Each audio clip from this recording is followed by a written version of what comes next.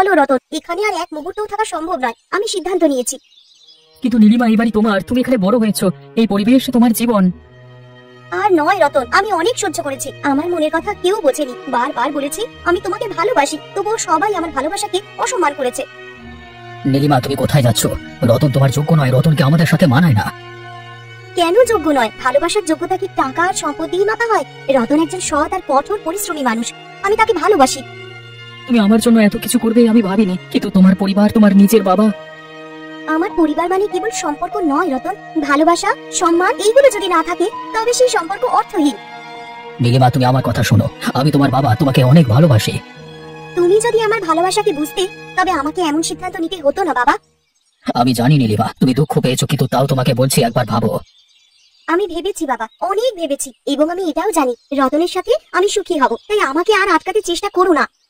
যদি এটা তোমার শেষ কথা হয় তবে আমি কিছু বলতে চাই না, তবে তোমাকে জানিয়ে রাখি আমি সব সময় তোমাকে ভালো চাই। নীলিমা তার বাবার কথা না শুনে রতনের সাথে পালিয়ে বিয়ে করে নেয়।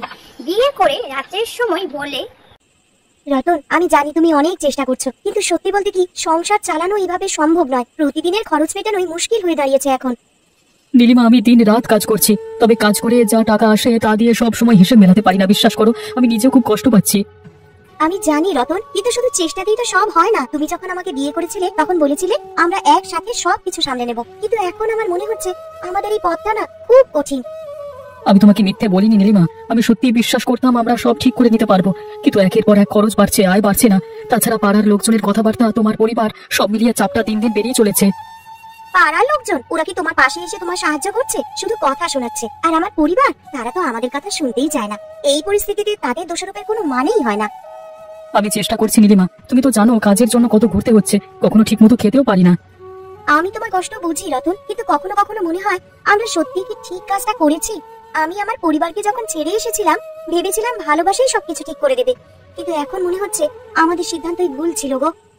তোমার কথা ঠিক, আমিও বুঝতে পারি তোমার জীবনের সবকিছু ছেড়ে এসে আমার সঙ্গে থাকা তোমার জন্য সহজ ছিল না, কিন্তু একবার ভেবে দেখো, যদি আমরা একে অপরের পাশে না থাকি তাহলে কে থাকবে? হ্যাঁ রতন, আমরা একসঙ্গে থাকার জন্যই তো লড়াই করছি, কিন্তু আমাদের কোনো একটা উপায় বের করতে হবে। পরের দিন সকালে নীলিমা যখন বাড়ির বাইরে ছিল তখন এক বুড়িমা এসে নীলিমাকে বলে, আরে বৌমা, কেমন আছিস রে? ইস, তোকে তো এখন একদম দেখাই যায় না। বড় লোকের মেয়ে হয়ে এখন গরিব জামাইকে নিয়ে সংসার সামলাতে ব্যস্ত, তাই না রে? ভালোই আছি ঠাকুমা, আপনার খবর বলুন। আমার আবার কি খবর? আমার তো একই রকম চলছে রে, কিন্তু তোর বাবার খবর কি? কবে শেষবার একটু সাহায্য করলো তোর এই গরিব জামাইকে? বাবা তার নিজের মতনই আছেন, আর আমরা নিজেরাই চেষ্টা করছি ঠাকুমা। বাবার উপরে ভরসা করে তো আর সংসার চলবে না।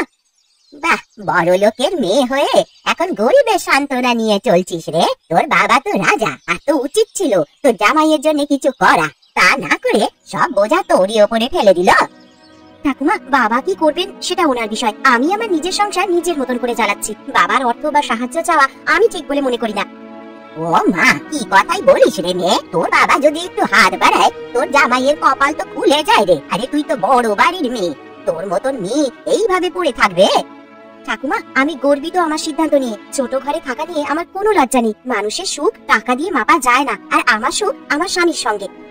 তা তোর সুখ থাকলেই ভালো, তবে বড় লোকের মেয়ে হয়ে এই হাল, আমার তো শুনেই বাবা মাথা খারাপ হয়ে যায়। তোর বাবা একটাও পয়সা দিল না, আর তুইও মনে করলি কিছুই চাইবি না। এ কি রকম কথা বাপু? আমি আমার বাবার টাকায় বা সাহায্যে নয়, নিজের চেষ্টাতেই সুখী হতে চাই।